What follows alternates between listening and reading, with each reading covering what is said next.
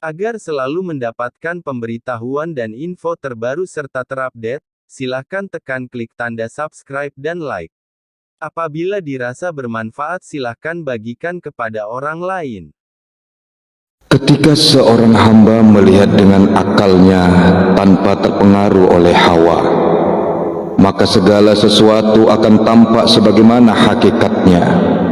Namun jarang yang dapat melihat dengan cara demikian, karena hawa terlalu menguasai nafs, dan nafs sangat sulit untuk melepaskan diri dari kekuasaan hawa.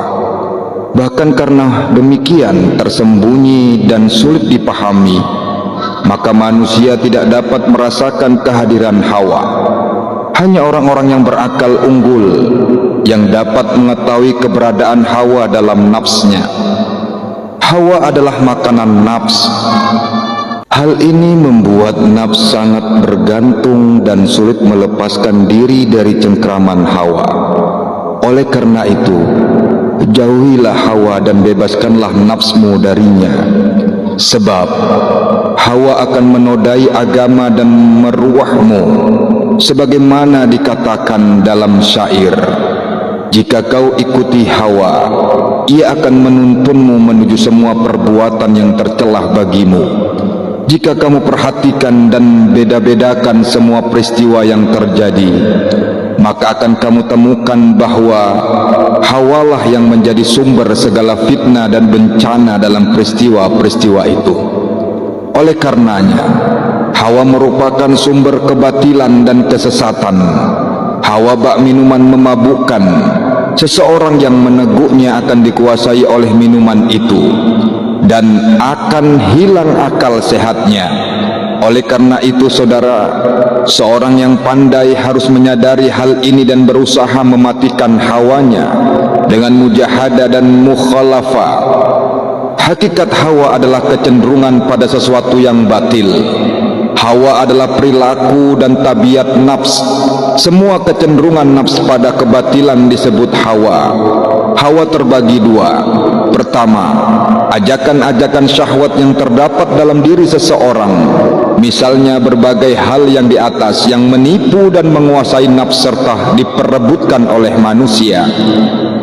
Ajakan-ajakan syahwat tersebut hina dan buruk. Karena itulah orang-orang yang memiliki marwah menjauhinya demi menjaga agama, menyucikan marwah, melindungi kehormatan dan menjaga akal mereka. Orang-orang berakal jika menghadapi tipu daya hawa dan penentangan nafsu, mereka tetap kokoh, tidak goyah. Mereka mempertimbangkan akibatnya dengan hati-hati dan tidak gegabah. Lain halnya dengan orang-orang yang akal dan jiwanya lemah. Mereka akan dikuasai nafs hingga tak dapat berkutik. Hawa akan menjerumuskan mereka ke dalam perbuatan-perbuatan yang buruk dan tercela.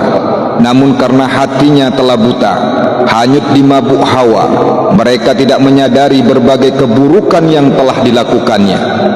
Kedua, hawa yang timbul ketika seseorang marah. Hawa jenis ini merupakan jenis hawa yang paling buruk, sebab hawa yang timbul ketika seseorang sedang marah atau ghadab bersifat memaksa dan sulit diajak kompromi. Hanya kaum kesatria, orang-orang yang berakal sehat, yang mampu mengetahui keberadaan hawa ini. Jenis hawa yang lain adalah perasaan yang timbul ketika seseorang bersikap sombong dan congkak. Jenis hawa ini juga buruk, merusak agama dan menghancurkan amal. Namun pengaruh buruknya lebih ringan dibandingkan dengan hawa yang timbul ketika marah. Hawa yang timbul ketika marah menggoncangkan nafs dan menghilangkan akal sehatnya. Nafs menjadi bodoh.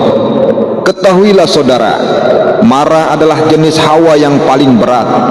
Para abdal pilihan memperoleh kedudukan di sisi Allah karena mereka benar-benar menjauhi semua jenis hawa.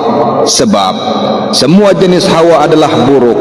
Para ashabul haq ta'ala selalu berpijak pada kebenaran, sebab kebenaran adalah lawan kebatilan. Mereka sadar bahwa seberapa besar mereka mendekati Hawa, maka sebesar itu pula mereka menjadi jauh dari Allah. Karena itu dalam semua perilakunya, makan, tidur, berbicara dan lain-lain, mereka hanya melakukannya sebatas kebutuhan saja. Dalam pandangan mereka, segala sesuatu yang melebihi batas kebutuhan merupakan bagian dari hawa. Wallahu a'lam bishawab.